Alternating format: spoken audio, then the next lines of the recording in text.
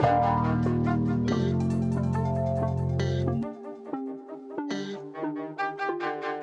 Monday, October 16th on the Sleepers Podcast, coming to you live from a basement where we have 5 full topics today.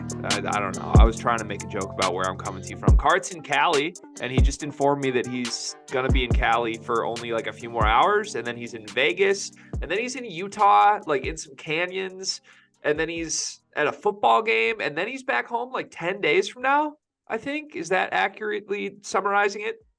Yeah, that about does it. For all the married folks out there, just know that when your wife turns 30, it's something special. It's gonna happen. Okay. It ain't just a regular hoopla, hoorah, happy birthday little function. You need a blowout. You need something that's gonna make a splash. And that's what I'm doing. And I'm on the road making a splash. But at the same time, there's way too much going on not to link up and have our episodes. The people need me. I know my wife needs me, but the people need me as well. So I gotta make it work. The people need me is an incredible bar. That's some big time I am who I am. They don't think I am who I am energy from AJ. Hey, I love these that. grapes are slapping too, by the way. I wasn't even gonna ask. I assume this counts as your spread this morning. Just some purple grapes. Yeah, fire. More of a green grape guy, but these are hitting different right now. Just a bag of purple grapes. Yeah. I think you're mailing it in a little bit today. I'm not gonna lie. I mean, I can't expect higher. Like you're on the move, you're mobile, but yeah, that's like a D- bit. I feel like compared to your other bit. Your other bits have been good. Yeah, I'll remember that. Your other bits have been good. I'll remember that. Hey, this is gonna be an interesting little episode here because we literally couldn't cut down our topics to 3 topics today. So because of that, we're going to fly through the comment section on the front end of this and no one big thing. Sorry, Bigby. My bad. Like that's on us, I guess. But for today, we have 5 very important topics to get to. And those 5 topics are Jayden Epps went crazy. You know, we have to talk about that. 46 points in a scrimmage. Does it matter? Does it not? Kenpom numbers are out. That's exciting. There's also some pretty big discrepancies between what the national consensus is and what Kenpom says. And we know Cart's not the biggest Kenpom guy, even though he's a friend of the Sleepers. Michigan State football is actively collapsing, and now they have to play Michigan. Caden Hauser didn't make his debut, and he looked all right. Jace Richardson, Michigan State bound. We got a Jace in Spartan green and white, a legacy guy. Cart's going to tell us how to feel. McNeely is in Bloomington. Like we have to talk about all 5 of those things. So we're going to talk about all 5 of those things. 5 segments for you today. First, though, Carter Elliott's comment of the day. My comment on this one goes to Dabney Offenheimer.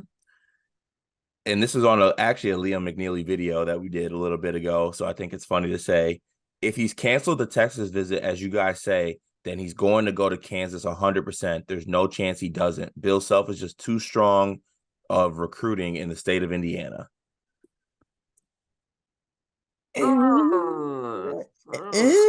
Michael Woodson, scary man, maybe, possibly, is scary, frightening, one might say.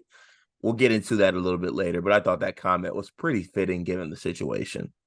I've been thinking about going as Mike Woodson for Halloween because he's so frightening right now. But then I started thinking about the logistics of me dressing up as Mike Woodson, and I feel like it opens the door for some problems. Yeah. Also, I'm picturing you with Mike Woodson goatee facial hair. That'd kind of be hilarious. Maybe you should do this. I mean, it could work. We could do. What if every Halloween you and I are different Big Ten coaches? I feel like you could pull off Woodson pretty well, and I could. I don't know, Fran. I could probably do Fran. You could be a Fran. I think I could be Shaka. Honestly, I'd make a good Shaka.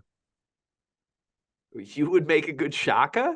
Yeah, I just throw the polo on with the long sleeve underneath. I got the curly hair. I can make the Shaka work. Yeah, that's pretty fair, actually. You're a lot taller than Shaka, though. Yeah, true. But yeah.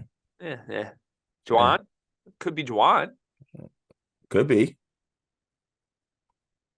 Whatever he does, punching people. Let's go straight to the Discord. I was scrolling through this morning trying to figure out how many of these comments are actual comments because we gave some direction to the Discord and said tag @Sleepers Media if you want us to read it on the show. Move the other banter to the banter channel in the Discord. Well, I was hit with about 150 comments discussing the best way to be served steak over the weekend. This started with Ethan Basila saying, Greg, I don't know why you just strike me as a guy who gets medium well steak. First of all, accurate. Great read by you. Second of all, we don't need like the steak. Like I'm all for the steak discussion. Move it to banter. We don't need that in the comments thread. So because of the sake of time, I'm going to fly through this as much as I can. I'm only reading anything that someone actually tags at Sleepers Media in this. But real quick, do you want to comment on the steak conversation? I just hate the hierarchy of steak people. They're like in top 5 hierarchy to me. Like, you know, like IPA drinkers we spoke on a little bit earlier in a couple episodes. The steak hierarchy people like fall in that same category to me. If I order a steak, I don't care what kind of steak it is. I want A1 with my steak. Like I don't care if I'm disrespecting the chef. I just want to eat my steak how I want to eat my steak.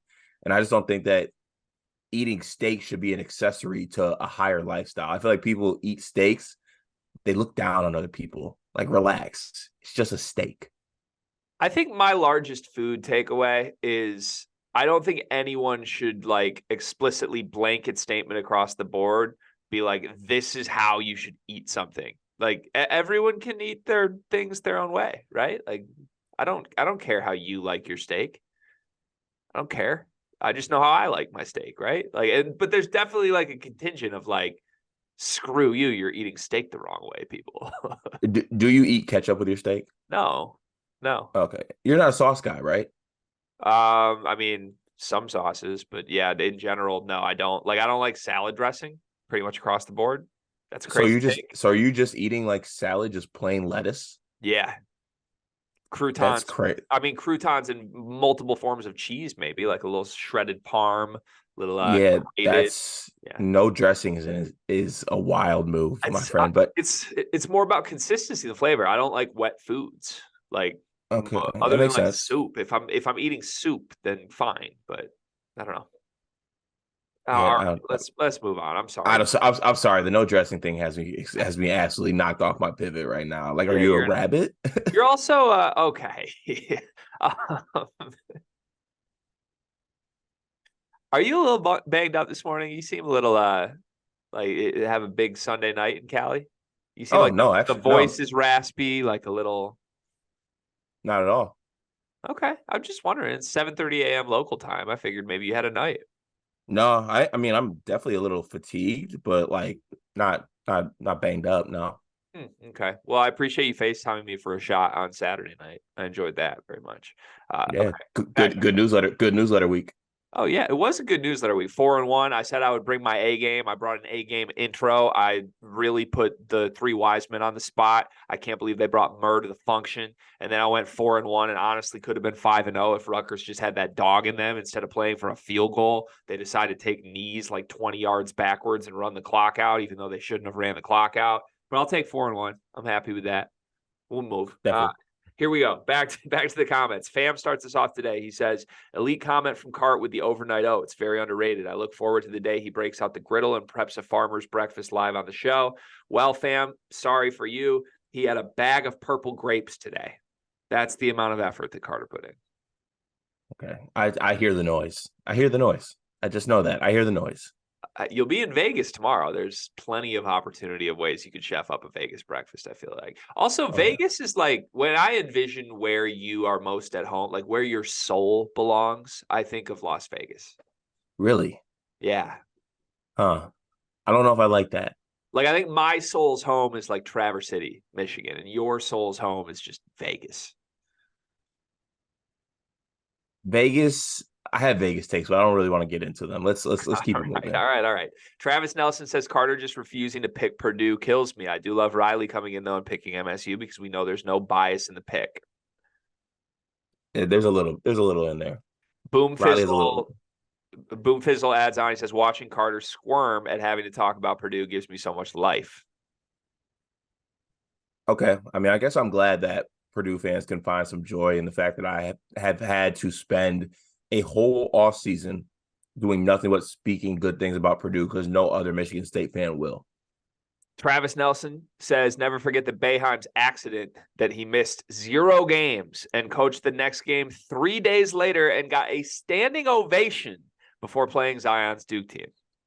There's some nasty business going on in the basketball world really all around. It's a bad look. I want to be a Syracuse fan so badly too. Like that was like my heart squad all throughout high school and college, and it became difficult as time wore on and Jim Boeheim started stacking up murders. Shit. Melba comes in to tell us how to pronounce Cam Heidi's last name. She says it is Heidi, not Hyde. Although I don't think that's confirmed because other people are telling us Hyde. Moving forward, can we just call him Cameron? And like they'll know we're talking about him. Isn't it Camden though? We don't even Oh, know is his it? first. I think it's Oh my Camden. God. Okay, that just threw me for an. All right, we're screwed. We just got to figure it out. CH, does that work? I don't think he earned. I don't think he earned the single letter initial name. Yeah, you're right. Just Cam? Yeah, just call him Cam. We'll go with Cam. Tristan Freeman, busting bracket, says, I get it. I get it completely. I can't be the ACC correspondent because I don't have a kid. I can't be sleeper of the week because I don't have a kid. I can't be your list maker because I don't have a kid. I can't be a Chuck E. Cheese all day because I don't have a kid. I cannot commit welfare fraud because I don't have a kid. By the end of the month, I will have a kid. The math doesn't match up. I'm not sure if Tristan knows this, but usually pregnancies last like 9 months. Not to project too much, but I feel like if Tristan was involved in a pregnancy, I don't think it would last 9 months. I just don't. What does that mean? I'm not trying to get dark. I just feel like knowing like his diet, like all of his health related performance in this, like I feel like this baby would just be like a 13-month pregnancy for some reason. Like that's what you get when you're 90% Mountain Dew in your veins. I don't know. I mean, I can't push back on that. That makes sense. It would just be unorthodox. Guy comes in and says, ain't no way the one time I'm not in Cali, Cart decides to pull up. Cart, we got a link next time. Where do you think Guy was if he wasn't in California and you were? I don't know. I'm really starting to get a bit frustrated that I don't know more about Fam. You mean Guy? Oh, I'm sorry. Oh, I thought Fam said the same thing in the comments. Oh, that was Guy. Oh, well, if I read his email correctly when he first reached out to us, like Cali's huge. Like I think I'm still like 5 hours from Guy. Maybe. From like where we are in Cali. I still don't really understand California. I gotta be honest. I've been there once, and it doesn't make a lot of sense to me. It's more massive than you think. Like you can drive. I mean, you think of like Michigan, like you go up north, like you can drive like 8 hours and still be in Cali. Yeah, it's confusing to me. I don't know why. I can't tell if I like it yet. Like it's objectively a great state, but like I don't know if it's for me. I also only went to LA, like Hollywood Boulevard, when I was in Cali, and wasn't my scene really. Yeah, there's a lot of other places to go. Yeah. Okay, moving on. Fam requests he needs a Jace Richardson themed breakfast for today's show. Is that what that was? Was that some sour grapes, Cart?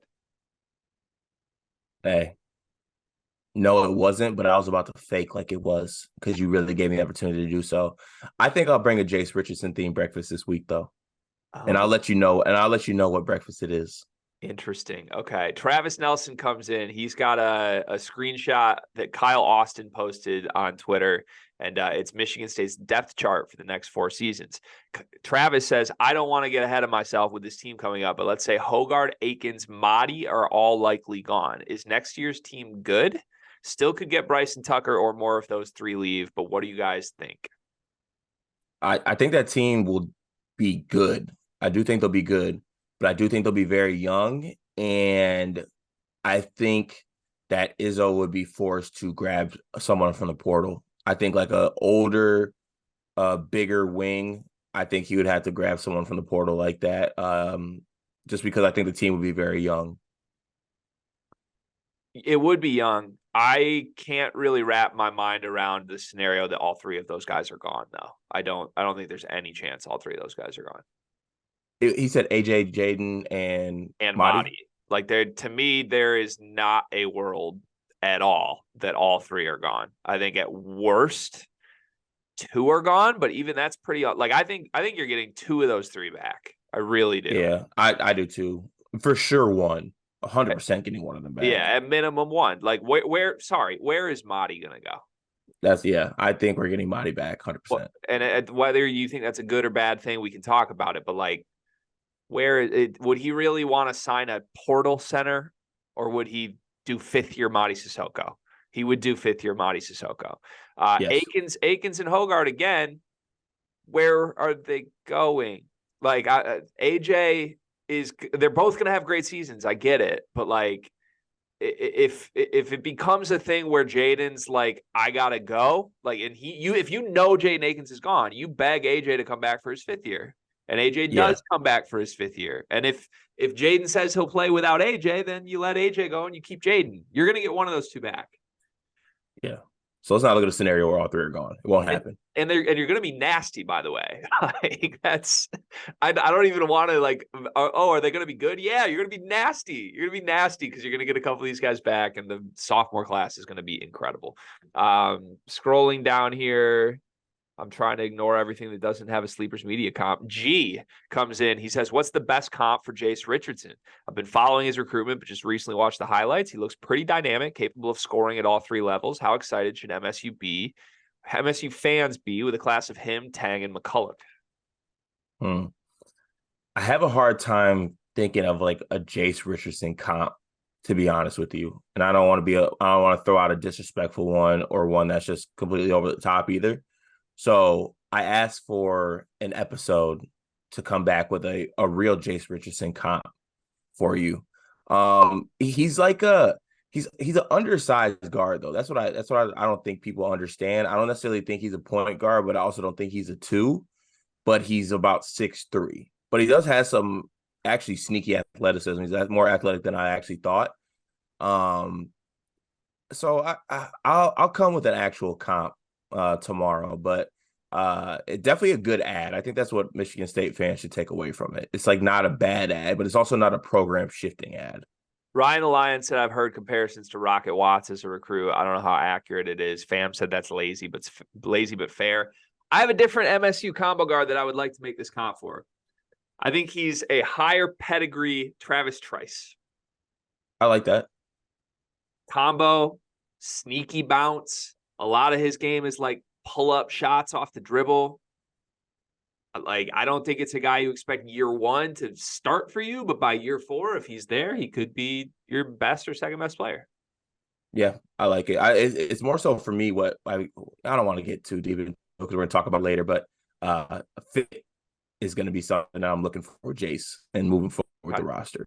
All right. Yeah, let's save it for the segment then. Booby says Sleepers Media Day 5. Virginia forward Ryan Dunn. Dunn has elite athleticism and is such a versatile piece for Tony Bennett. He really has DeAndre Hunter potential. I like Ryan Dunn a lot. I really do. I was actually hoping that he would transfer out of Virginia. I thought that was going to be the vibe. I thought like everybody would want him. Teams would tamper with him. Like if he was in the portal, you would have seen all the blue blood programs after him. But he's a really good player. He is.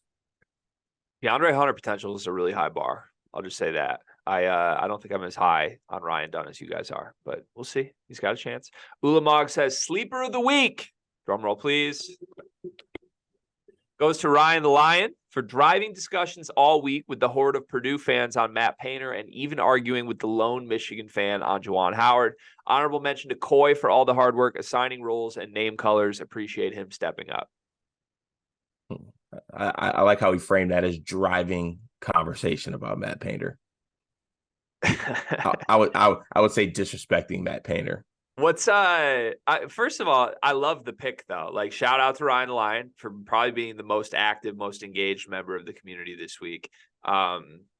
Also shout out to Ulamog for like going there and naming Ryan Lyon sleeper of the week. Like on all ends of the spectrum of roles within this community, you can receive recognition for playing your A game, whatever your A game is. I want to give some shout outs to a couple sleepers community members real quick, if you don't mind, Carr, because Please. Shockingly, this was crazy in the last week. Like we've had a lot of like help from people kind of unprompted in ways that really mean a lot to us in trying to help grow this. And I just want to shout some of them out quick. I hope they're not upset with me for like revealing that they've actually done this for us. But first of all, Coy really taking on the admin roles and just crushing it. He's making the Discord such a better user experience. We have no idea what we're doing.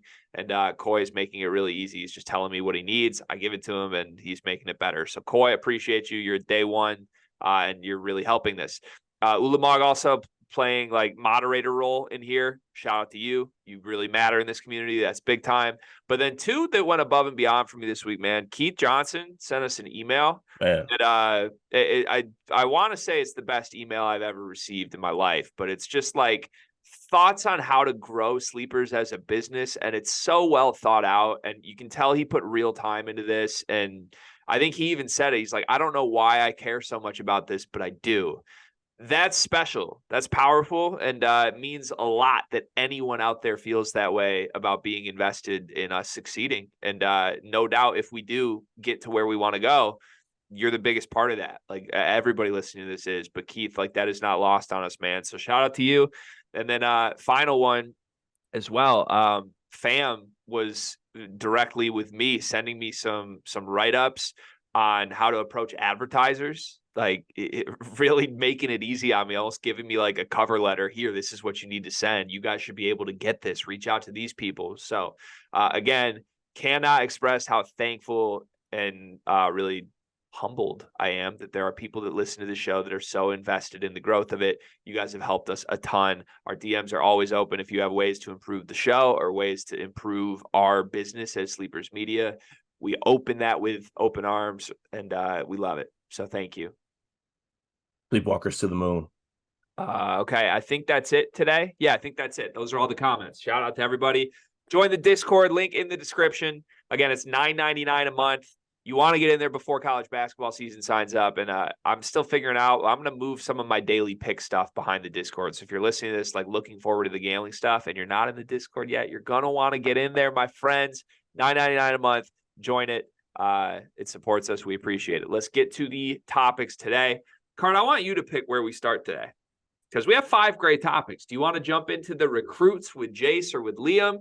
Do you want to start with the frustrations of Michigan State football? Do you want to come at Kenpom? Or do you want to talk about an Illinois point guard that's not with Illinois? Let's talk about the frustrations of Michigan State football. Start on a negative note. I like it. All right. Yeah. Michigan State football blows just a game they can't blow straight up. They were up, I believe, 24-6 against Rutgers. By all accounts, it was a sloppy, confusing, messy, rain splattered game. But I think Michigan State was dominating that rain splattered game through 3 quarters. Mm-hmm. Like they were making the big plays in the big moments. They were the ones limiting mistakes. Caden Hauser made his debut. First drive, marches this team down the field, gets in the end zone. I thought he had some shaky moments after that, but all in all, for a first performance in the rain on the road, Caden Hauser gave your football team chances to win. And then this football team did what this football team has done, no matter who is playing quarterback. They just shot themselves in the face 6 times in a row. Like it does not matter. We've talked like, what if you drop Caleb Williams on this team? Who knows? Like Caleb Williams isn't going to stop the special teams unit from doing what they did against Rutgers in this game. And they just blew the game straight up. It snowballed. You could see Harlan Barnett on the sidelines. Like it's like you saw them recover that fumble in the end zone. And you knew what was going to happen. So there's been a lot of dialogue on this. We're like 3 days late on this. I know a lot of people put content out on Saturday. We waited until Monday to try to collect our thoughts. But I think the big question, Michigan is a week away. Is this the lowest point it can go for Michigan State football? Yeah, it is. It is because we could lose 50-0 Saturday, and I wouldn't be surprised. And Michigan State alternate line plus or minus 38 is going to find a way to be placed. This football team is just unbelievably. I don't know what word to use because embarrassing doesn't feel like enough, but it's just like, come on. I found myself watching the game and I was just in shock and awe about like the travesty that was unfolding between like right before my eyes. Like you have the punt formation to the legal formation to repunting again, that leads to a missed punt, fumble, touchdown for Rutgers. And then I have in my life, I watch a lot of college football and football. I've never seen something like that kickoff where we just let it bounce and they got an onside kick recovery on their own 20. And then we just got punched in the mouth repeatedly by this running back for Rutgers. I mean, I think he had 109 yards rushing in the fourth quarter alone. But we didn't even have a chance to be on the field. We literally just gave them the game. And it was a demoralizing loss. It really was. I wasn't able to bounce back all day Saturday. And just when I thought like it couldn't get lower, I think that's it. That was the lowest point. That's the lowest point of Michigan State football that I think will happen moving forward until a new coach is hired and improvements are made and the program is shifted, because this is like a really bad football team. And I think, you can point at maybe the talent of the team. Obviously, I don't know if they have guys like other teams have, but not only is it like a guys thing, it's also they do things bad football teams do. Like they beat themselves. They find ways to lose games. I feel like I'm watching the old Lions that like they find some way, they find new ways to lose football games.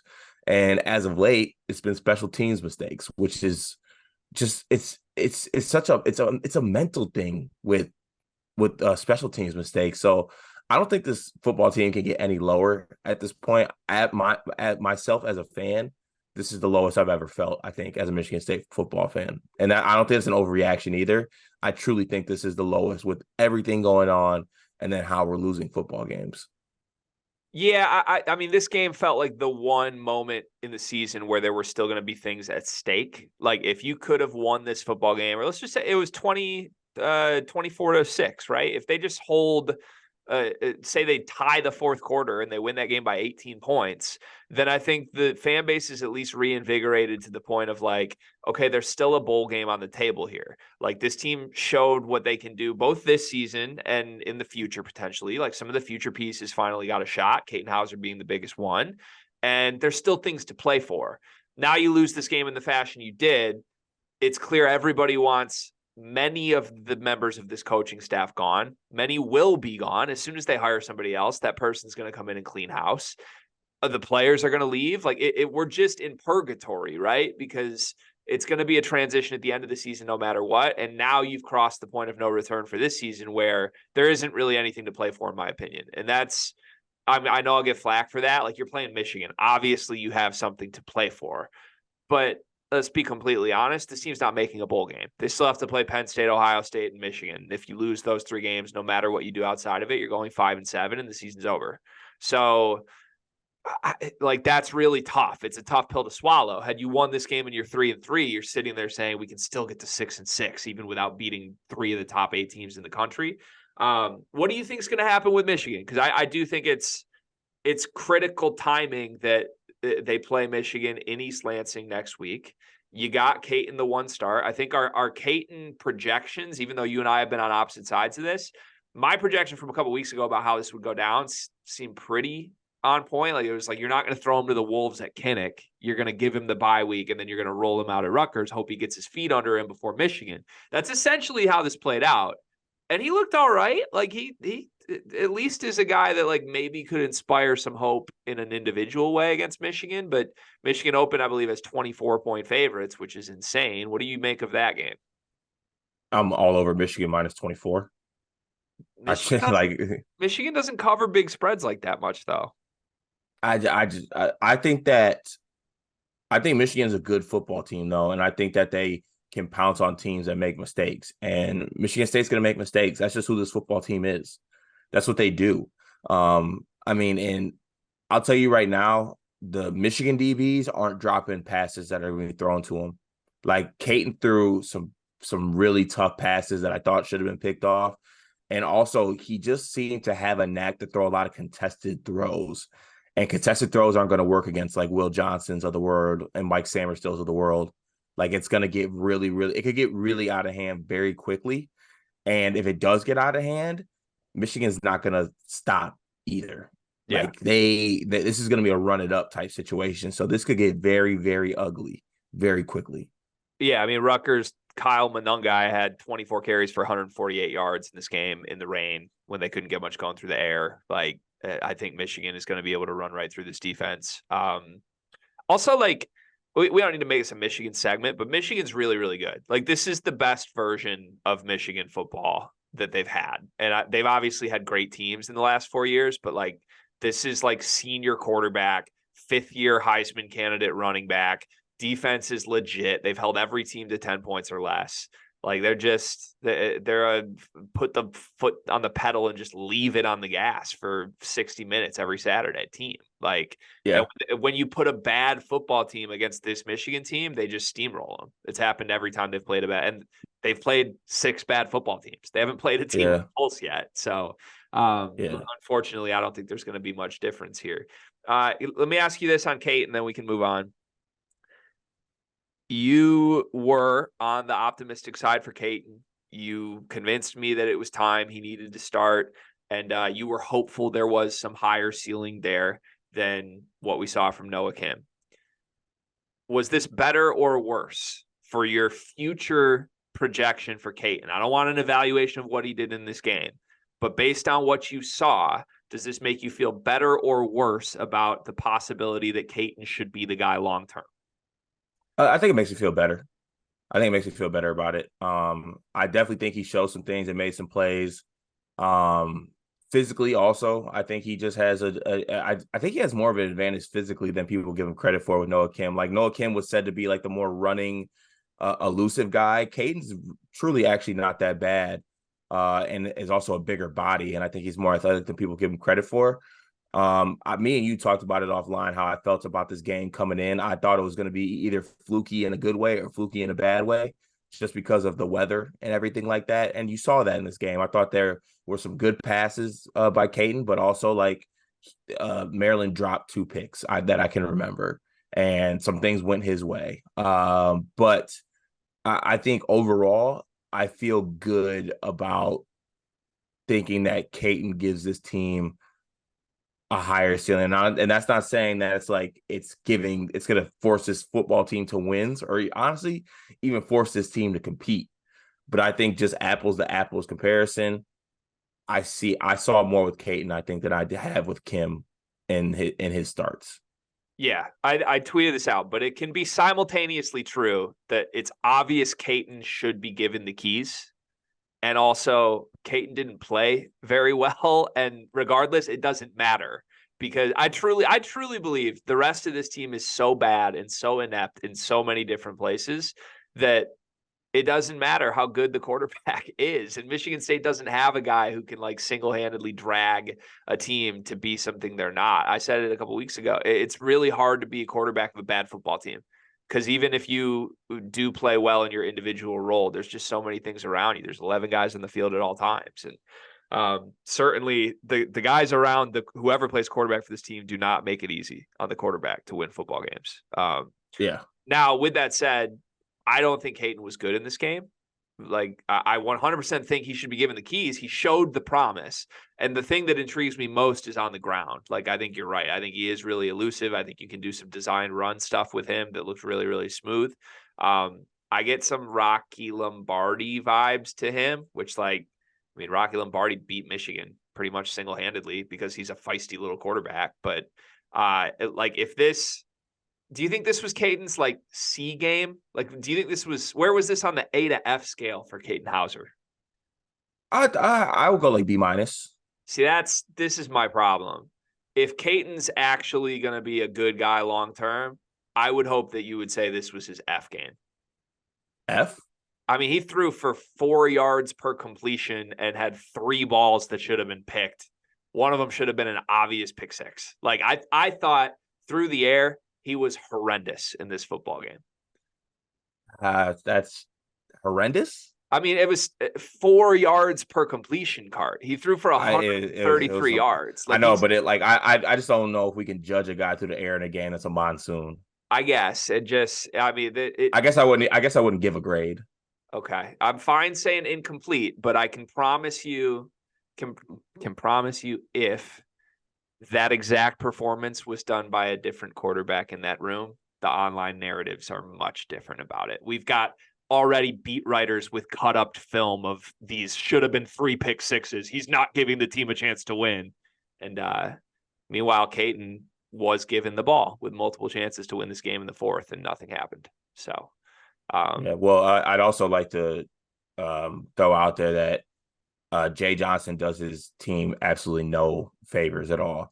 I don't know if it's because he's sitting in the booth calling the plays, but I don't think he realized that it was an absolute monsoon, and maybe you shouldn't be throwing 15-yard out routes to the sideline when it's a torrential downpour. Yeah. Look, I am team clean house. I just think cleaning house includes cleaning out Caden Hauser. That is my hope as a Michigan State football fan. We'll see, but upsides there. We'll see what he does against Michigan next week in East Lansing. I'm going to be there, by the way. Did I tell you that? Yeah, you did tell me that. I don't remember telling you that. Well, okay, you did tell me that. What does Caden have to do to get a 15-second segment of you, or what does he have to do to at the end of the game you'd be like, maybe Caden is the guy? Well, that's the thing is I think I'm simultaneously saying he is the guy, but also he's not good. Oh, got you. Okay. He is the guy. He clearly should be the quarterback of this team. Okay, well, what does he have to do to be like he's good? Or does it have to be like multiple games? Or do you have to see multiple things? Or have you seen enough? Or have you seen enough? I won't say I've seen enough because it's still a small sample size, and you're right, the weather was bad. But I think every time we've seen Caden, he's thrown the ball to the other team. And that was the issue everyone was mad about with Noah Kim, but nobody's mad about it with Caden. So, which I guess is kind of like MSU Twitter's original point was like, if we're going to make mistakes no matter what, play the guy with the upside, which is fair. But I just think like Caden is literally trying to throw picks every game. And but Kim was actually throwing them. Maryland did drop. I mean, they dropped them, but they dropped them. I'm sorry, not Rutgers. We can use the weather as an excuse against Caden. We can also use it as an excuse for Caden because if the weather wasn't bad, all 3 of those are picked. Maybe they throw them and the weather isn't bad. We'll see what happens, man. Can he get in the end zone once against Michigan? I think that would be impressive. Okay, maybe. No, probably not. All right. Well, then that's my card. Then I think MSU team total under is probably the bet of the year. Whatever, if it's anything under 10, take it. What's Caden's line look like a week from now when we come on here, the Monday after the Michigan State game? How many yards? How many touchdowns? How many interceptions? 215 yards, 2 picks, 1 rushing touchdown. I think that would be a fantastic performance from Caden. If he does that, I will come back on here and say he was. I really will. Let's move on. Let's do a couple of recruiting updates. Let's start with your boy on some positive Michigan State news. Jace Richardson is green and white. Trilly Donovan broke the news over the weekend. This comes as a surprise to me because, again, you're my Michigan State source. But as little as 24 hours ago, it was, we all expect Alabama. Was it, we all expect Alabama because you were trying to manifest Alabama here? Or like, what, did something flip in this recruitment last minute that led him to Michigan State? No, it was truly, Alabama was said to be the lean. Like that was what everyone was saying.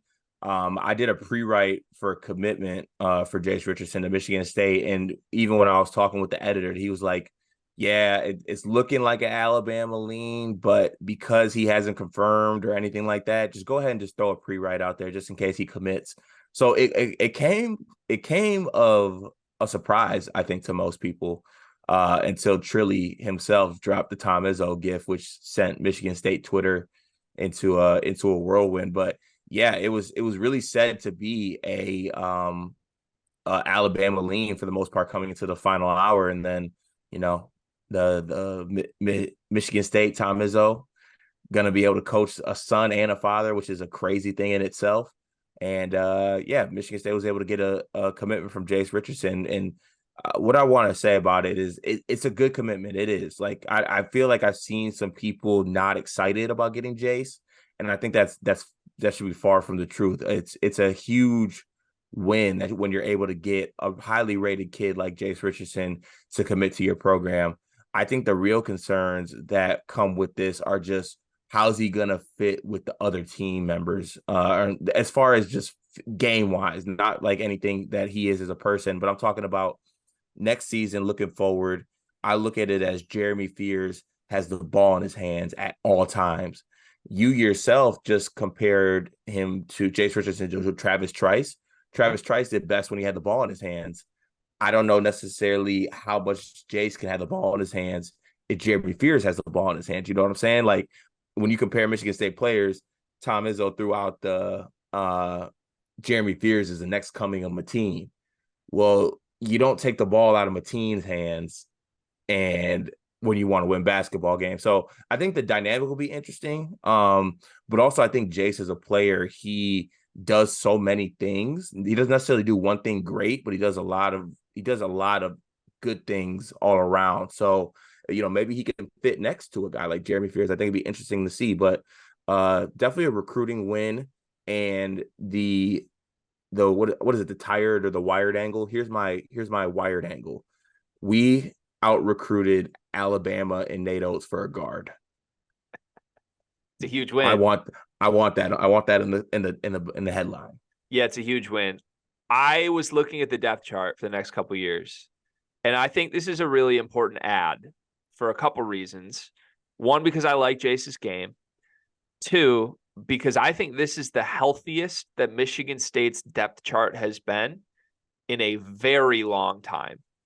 And that's not like disrespect to this program or anything, but like in the last 5 years, even on some of the good teams' cart, there have been depth guys that have needed to play that don't belong on a Big Ten basketball court.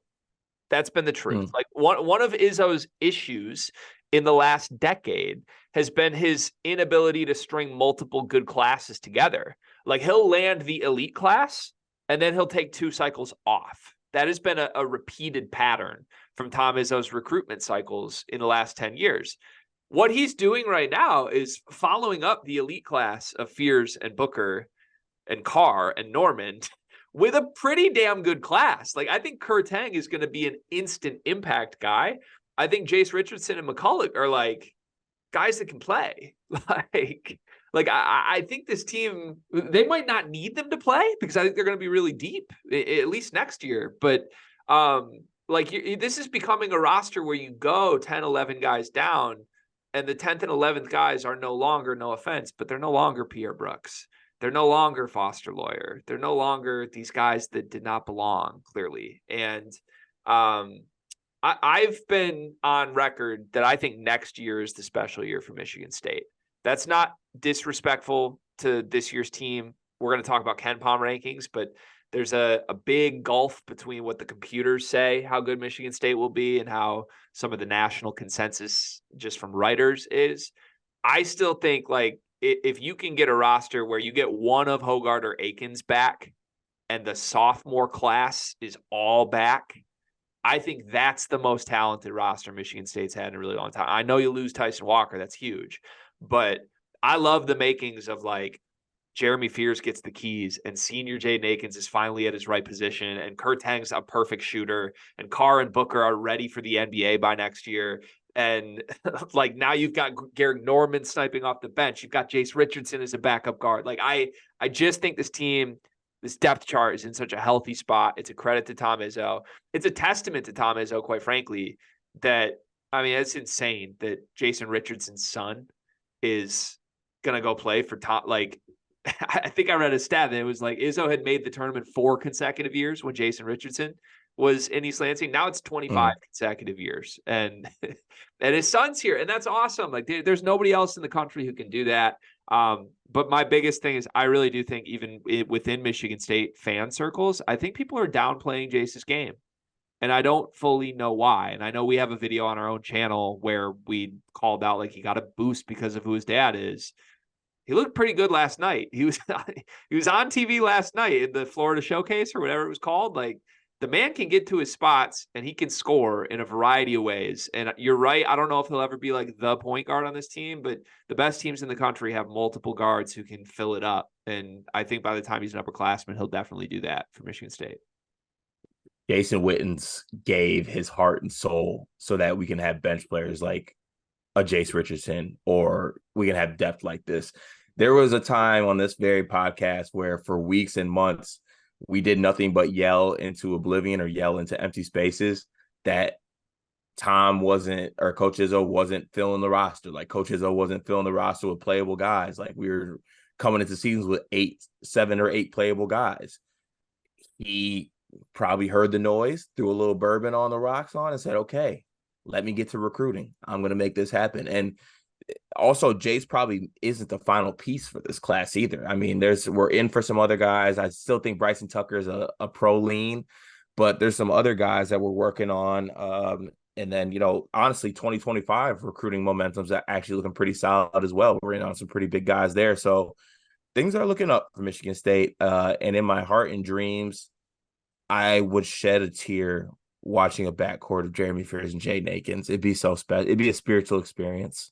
It really would. It's one of those things like sometimes you just want to speak your own teams into existence. Like I did it a decade ago with, I know I could get Burke and Stauskas together like for 1 year. That would be incredible. Like you want to see Jayden Epps at the 2 with Jeremy Fears at the 1 for a year. I don't care who else is around him. Just give me that for a year and everything will be good. Do you want to go on record quickly and apologize for almost steering him to Alabama? Yes, I do. I do want to say that. I'm sorry that my comments almost sent him straight to Tuscaloosa, but I still stand by that. The comments that I said in that video were, pretty accurate and also positive about Jace. Some things can be taken out of context, but I think it's very exciting for Michigan State basketball. And also, I think it does a lot for me personally, because if he did go to Alabama, there actually were people that were going to blame me, which is crazy. Jay Rich, if you're watching this, Jace is going to be really, really good. Michigan State fans should be ecstatic about this ad. We are still going to make nepotism Jace jokes because that's a running thing from Jace Howard, Juwan Howard's kid.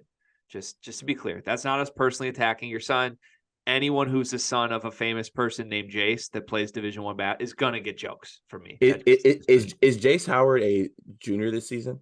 I think he's a senior this year, but he could come back again, though.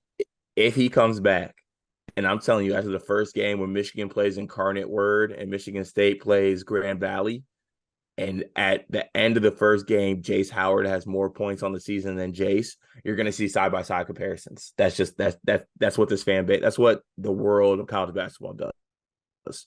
Honestly, we got to get our list guy on this. I want a weekly graphic of Jace versus Jace. I want to know who is the better Jace by the end of the season.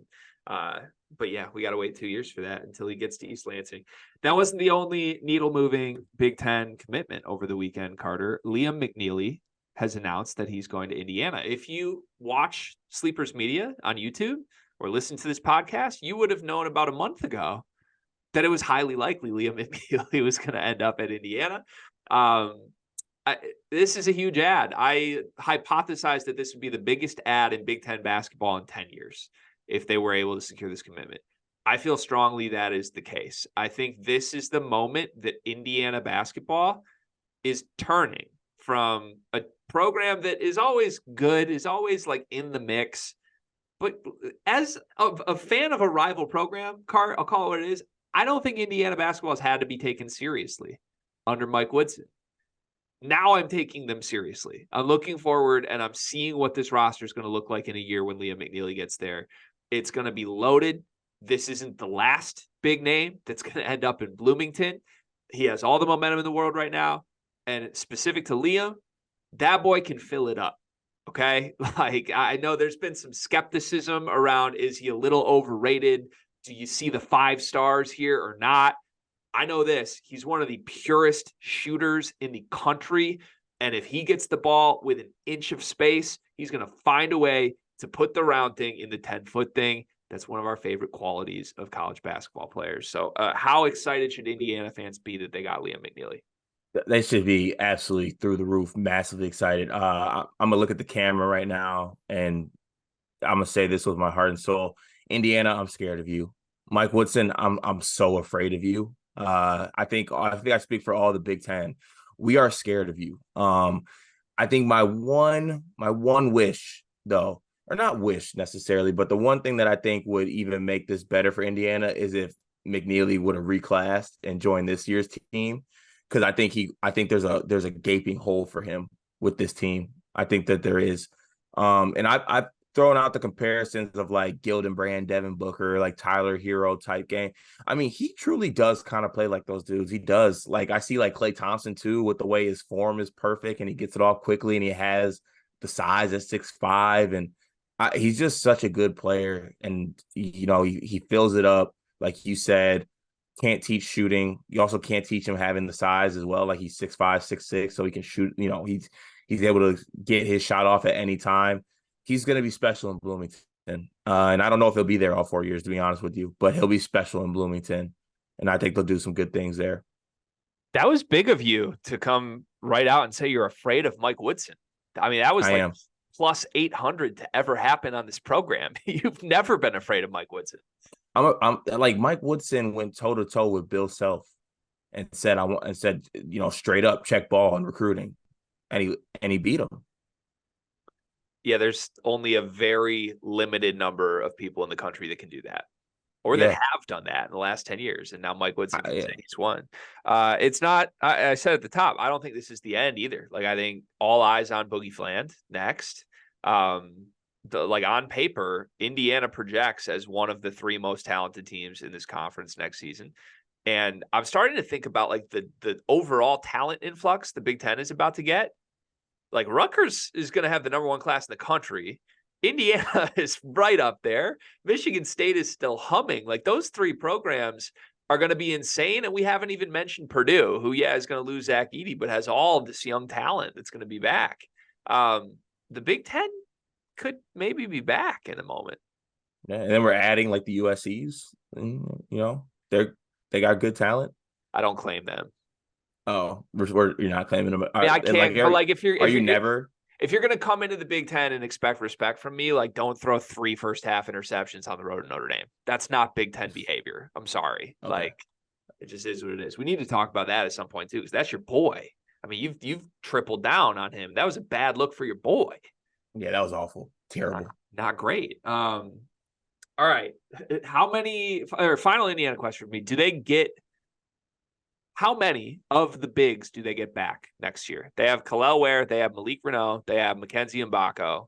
I know Mbako's not a true big, but whatever. That's their front court. How many of those guys are on the roster a season from now? Who? They could get all 3. They could get 0. I think Renault and Mbako come back.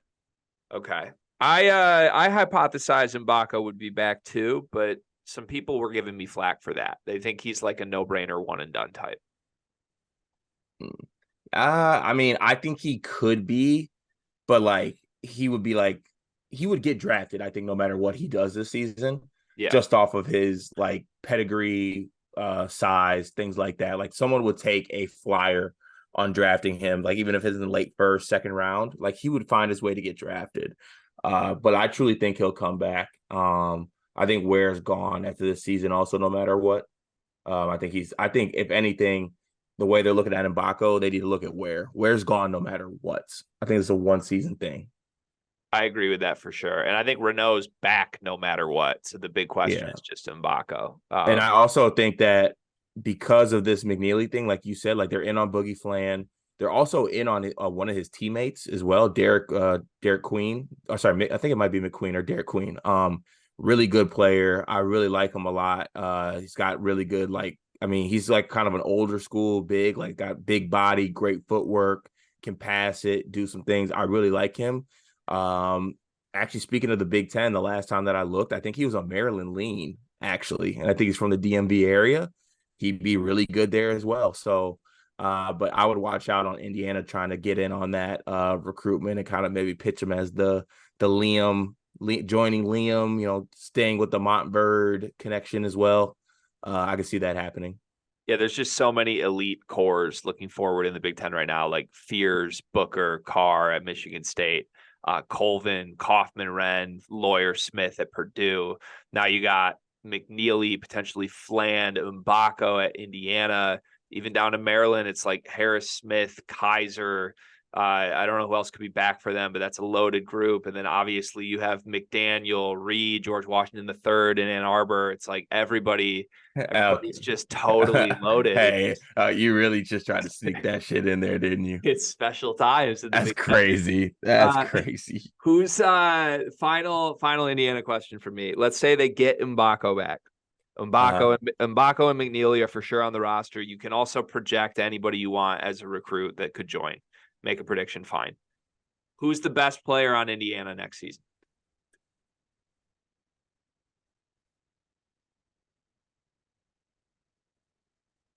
Best player? Best player next season. In a world where they have Mbako. I'm going to stick to my guns. Renault. Whoa, that's crazy. I didn't expect that. Renault's the best player on that team. I did not expect that. Okay. I would have for sure thought either Mbako or McNeely is like just instant, really, really good. I think they're good. I mean, they'll have the stats too, but I just think that Renault will be the best player. Like, I think Renault's a double-double if he plays major minutes. If you're right on that, then I'm back to selling Indiana stock. If Malik Renault's best player you know how I feel about Renault, man. If he's your fifth best player, I love your team. If he's your first best player, good luck. Okay, but wait, one last thing on Indiana, though. They don't get anybody else, and I predict guys to leave. A starting lineup next year, how does this move you? You have, let's say, Gabe Cupps, Liam McNeely, Renault at the 5, and Mbako at the 4. And then I don't think I'm missing it. I mean, maybe Trey Galloway comes back. I don't know if he can, but I feel like he would if he could. And Trey Galloway's like your 3. Where are you at on that team? That's one too many candy stripe Indiana white shooters. If you could cut one of those 3 and say you got 2 of them mixed in with like another prestigious freshman, I'm all in on that team. I don't think they can be 60% like spot shooting Indiana born child. Like and McNeely's not that. McNeely's a killer. I know that, but I think you would hope somebody outside of Cupps and Galloway can come in and maybe push Galloway to like a 6th man role, even though I think Galloway could have a really good year this year. But I think at best case scenario to me, you're looking at Fland, McNeely, Renault, Mbako, whoever you think fits best 5th, like pick Cupps or pick Galloway or somebody else. And to me, that team, top 5 in the country preseason, if that's the lineup.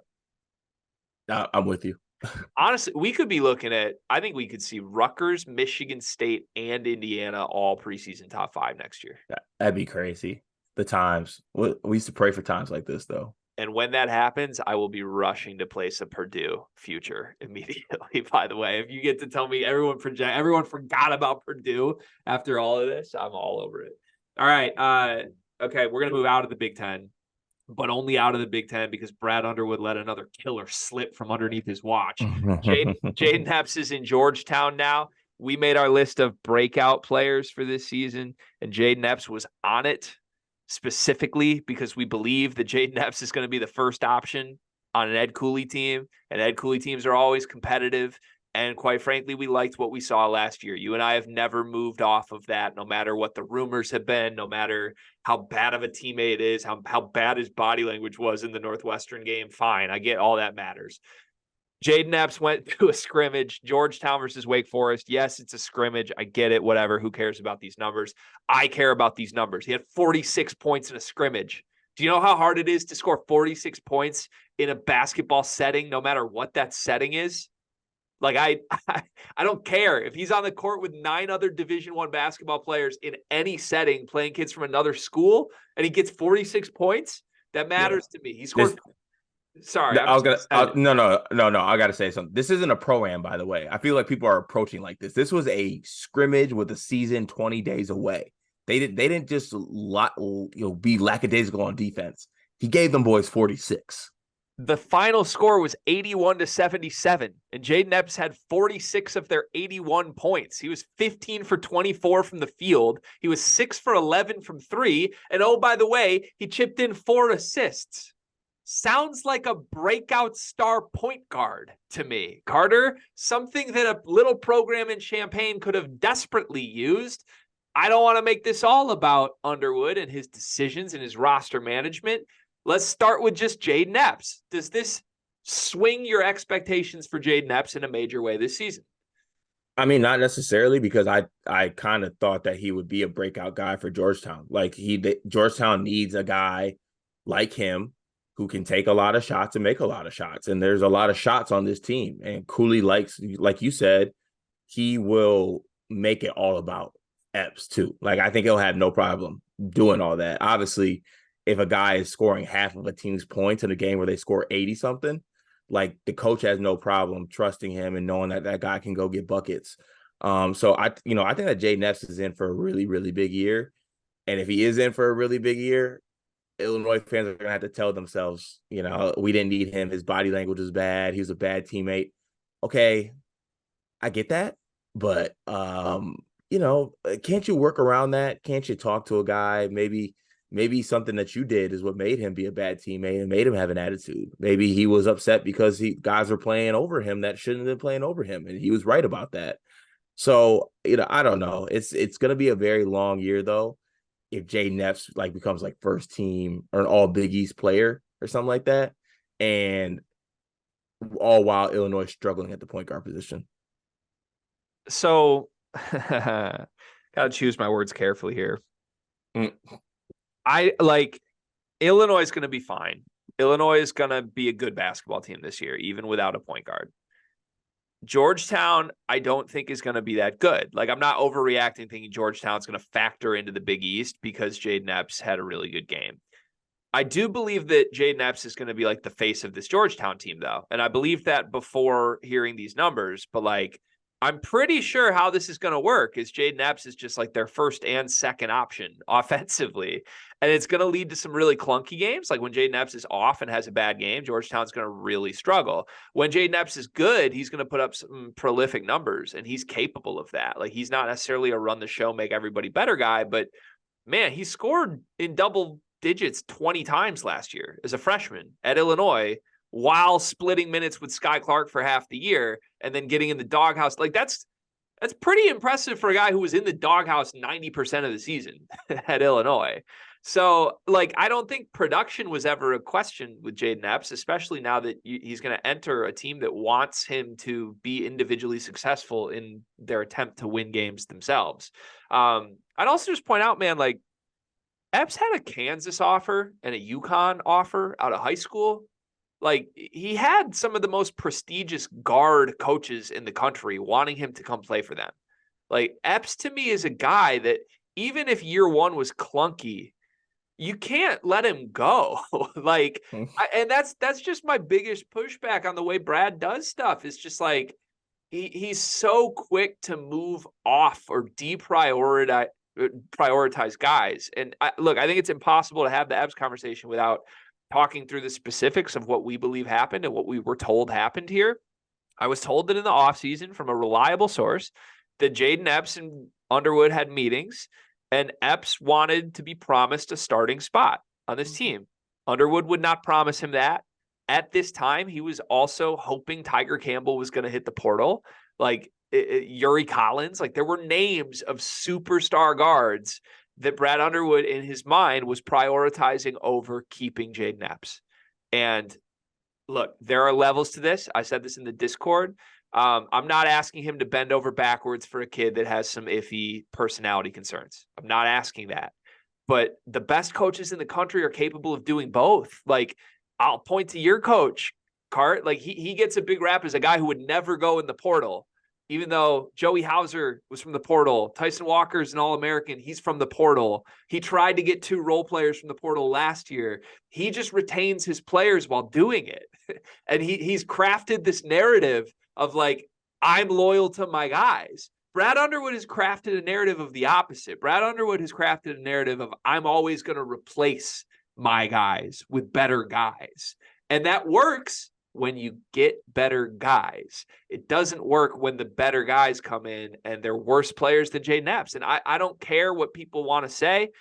Every single player on Illinois this year that's going to step on the court in the backcourt that's not Terrence Shannon is a worse basketball player than Jayden Epps. It is what it is. And you gave up potentially 3 years of that because you wanted to flirt with Tiger Campbell, who didn't even want to play college basketball. That's what was going on here. And that's what I believe happened here. Is that your read on the situation too? Because maybe I'm just blind and I'm crazy and I'm messing this up. No, I truly do think that is the read on the situation. And I think a lot of Illinois fans are kind of saying, like, I mean, but you see what happened with guys who have issues. I mean, Carbello had like the off, the personality kind of issues. It was a completely different situation. I feel like Carbello is one of one person, which is how his personality is. There's so many different types of basketball players. To me, a freshman has issues thinking he should play, maybe being a bad teammate. Is that not like part of being a freshman sometimes? I get like it's not an excuse for him, but like that happens as a freshman. Like maybe that's something you get past, you look back on and you laugh at it. You're like, oh, that happened. But I don't know, just to basically let a guy like Jayden Epps walk just seems like a bad decision to me. It seemed like a bad decision at the time before he even did this with having the big game with Georgetown, just because I don't know, you're having this situation where you're scrambling for a point guard when you have a point guard who's been in your system and wants to play for you, but he just wants some type of, I mean, I don't even know like if the word was guaranteed spot, but like it's not out of pocket for Jayden Epps to want like some type of statement like, hey, I'm sticking with you. I did this freshman year with you. I want to be a part of this team. I want to be the point guard for this team. I just feel like maybe some leeway or some kudo points should be given to him for wanting to stay. And you basically said, no, I'm good. I don't want you to stay. Or I'm not promising you that you're going to be the point guard of this team, which I don't know. Like it doesn't seem to me, outside looking in, hindsight 2020, like that would have been the worst thing to say to him. Yeah, just promise it. I'm not advising to make empty promises. And if you get somebody else like Yuri Collins, then break the promise. All right. Right. Like, yeah, you can do both. It's a balance. And I don't think Brad's willing to play that game. And that says something good about Brad. It says he's genuine. It says he's honest, but I think that can be to a fault of his own roster building sometimes. Final question for me on this. Oh, no, real quick. I want to say people have pointed back to, check his body language in the Northwestern game. I'm sorry, Cart, you can tell me if I'm overstepping here.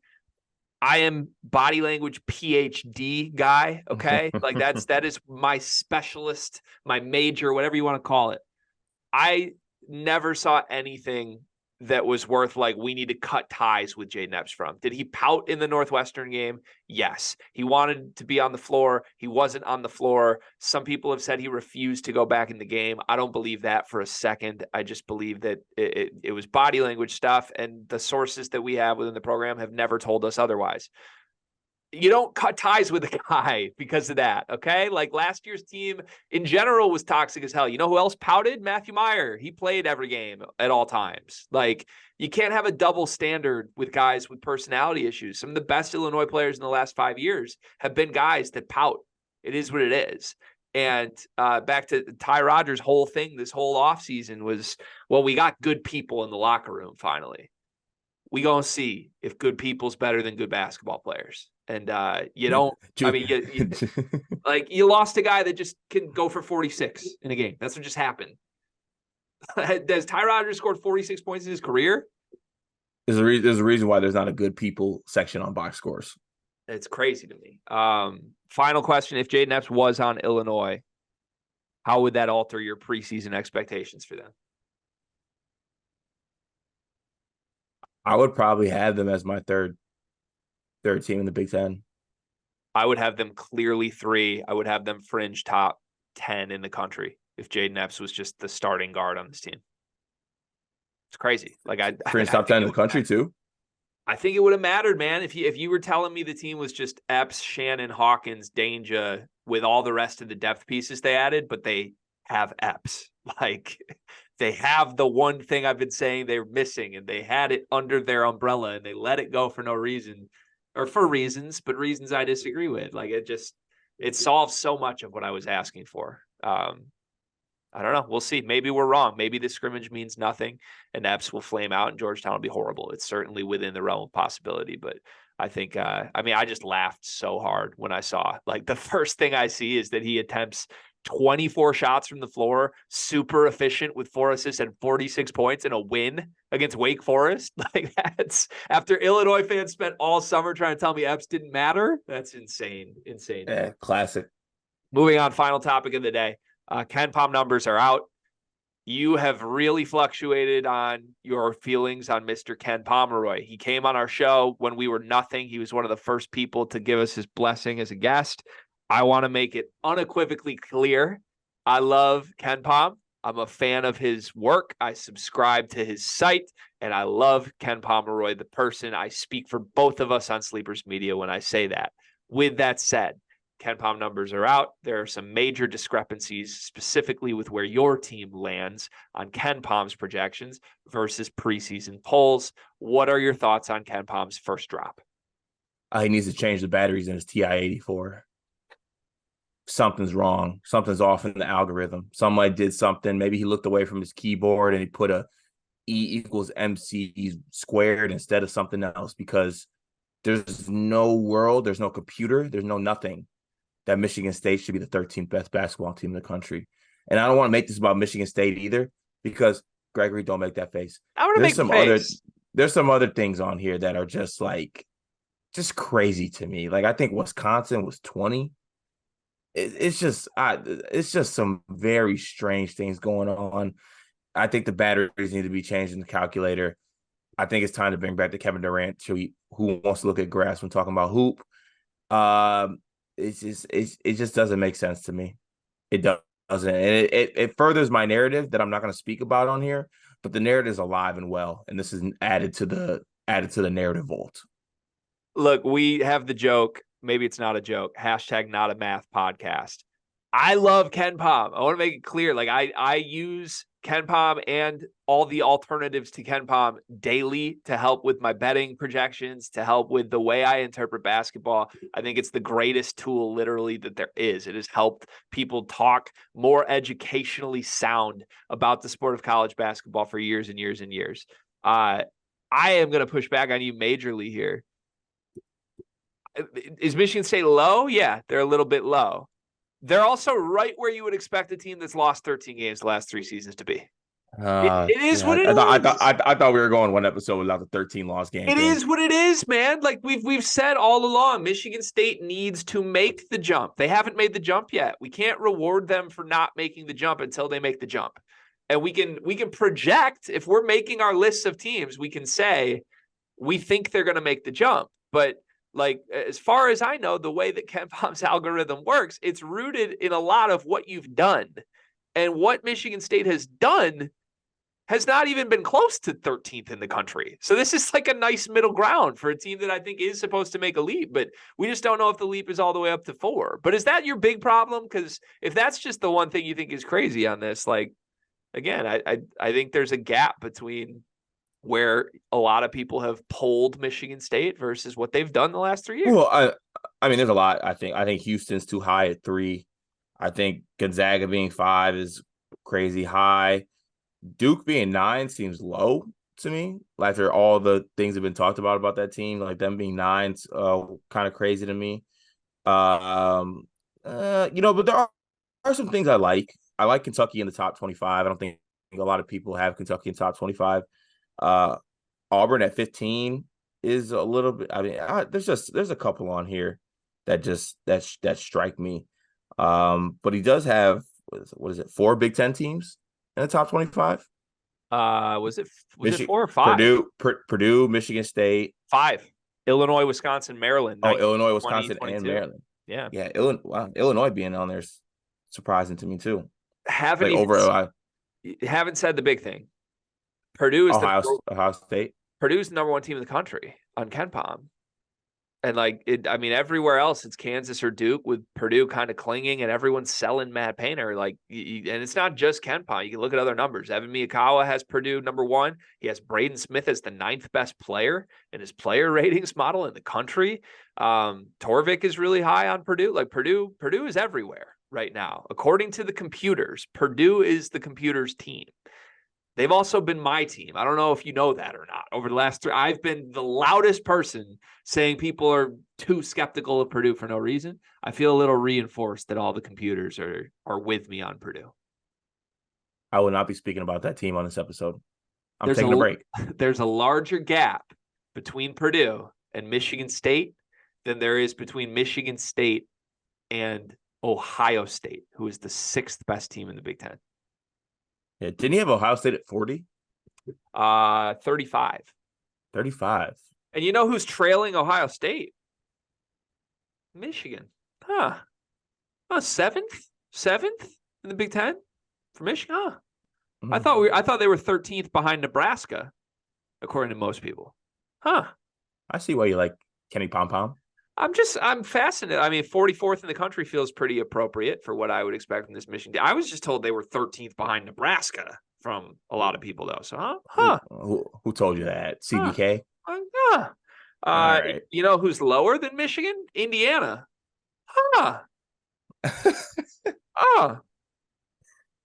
Good thing the Indiana fans will get to the Liam McNeely part first before they get to that. Interesting. I mean, pick 9th in the Big Ten, Indiana, really? Huh. That seems like right around the cut line of the NCAA tournament, huh?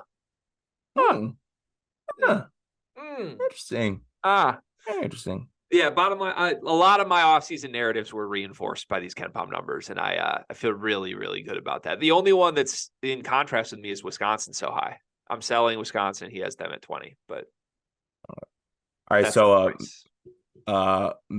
bench start cut, Evan Miyakawa, Kenpom, and Torvik. I'm starting Evan Mia. That's my guy. I'll bench Kenpom and you said cut? Yeah, it's cut. Yeah. It's cut Torvik. I was going to see if there's something harsher I could do to Torvik, but man never responded to our DMs years ago. Kenpom, see, that's why you can't be so harsh against Ken, man. Like he was so kind and grateful to come on our show. Yeah, but he made a mistake though. What? He didn't know who we were. He thought we were somebody else, and he hopped on the Zoom. He's like, "Who the hell are these guys?" I don't think that's but he was already there. That's pretty easy for me. I'm starting Evan Miyakawa, Maradona, of course. Benching Torvik. I'm cutting Kenpom. It's giving Paul Pierce on the Clippers. Okay. It really is. Do you think that Kenpom knows that AJ Hoggard is who he is? No, he doesn't. I feel like that's my big question after looking at these. I feel like Kenpom just doesn't. I mean, he must just think AJ isn't who he is, you know? It just doesn't. The dog in him, woof woof factor, just you can't put that into the algorithm. Yeah, I heard he hit some threes in Midnight Madness. That's worth at least 3 spots. They should be 10th on this list. All right. Shout out Kenpom. Wait, last thing about March Madness. Please tell me you saw that Jeremy Fears backdoor alley-oop. I actually didn't. All I saw from this event was the Cohen car. That's all I saw. I'll send you the link to the Madness game. We have the whole scrimmage, right? Yeah. At some point, it's very scrimmagey. It's very moneyball-y, but there's some stuff in there. You should send it to me, and then we should talk about it later this week, because I have heard rumblings that a certain McDonald's All-American is not even in the top 10 on this team. So maybe worth a discussion on that. Possibly. Or maybe not. We can just pretend it's not happening and everything's good for the 13th best team in the country. We can do that. Oh, God. We can do that too. What are we doing one big thing or not? You want to just leave? We can just leave today. Can we just say that the Lions are the best team in the NFL? Why don't we just do one big thing? What's your one big thing presented by BP? My one big thing is that the Lions are the best team in the NFL. Yeah, I think we can almost say it now. Yeah, they are. And Jared Goff is an MVP candidate. Wow. Should I place a future? Yeah. Wow. You should. Jared Goff leads the 17 games, leads the 14-3 Lions to a number 1 seed, wins the division. Jared Goff MVP. Dan Campbell coach of the year. It really is so fun. It is so, and like they're on the streak while everybody's banged up. I mean, you just lose David Montgomery mid-game in a game he was going to get 30 carries, and still waltz to a 14-point road win. Like Yeah, somebody, and somebody and different all the steps up. video and all the videos from Tampa Bay like just had me emotional. Like Lions, we like people don't get how long we've waited for something like this. Like there's so much, so many jokes, so many losses, like a lot of shit we had to go through to get to this point, and it's amazing. Can we go on record right now and say that if the Lions are in the word I'm not going to say for risk of jinxing, if the Lions make it to the blank, you and I will be there and film the whole thing. Yes, Okay, I'm verbally agreeing to that. My one big as thing, long as long as we don't step on any toes. my one big thing, I don't know what that means. My one big thing presented by Big B. Yeah, I think you're gonna like this one. I had a dream last night. This is how you know college basketball season's almost here. Guess what my dream was? I want you to guess. A certain player in college basketball did something. The first play of the season was this play. Doug McDaniel got a dunk. Carson Cooper hit a 3 on the first play of the game in my dream last night. That was your dream? I don't know what it means, but it was like I was at literally a wing spot here in Kalamazoo. It was the first game of the season. I was all excited for it. Roll the ball out. Carson Cooper is surprised starting at the 4 for this team.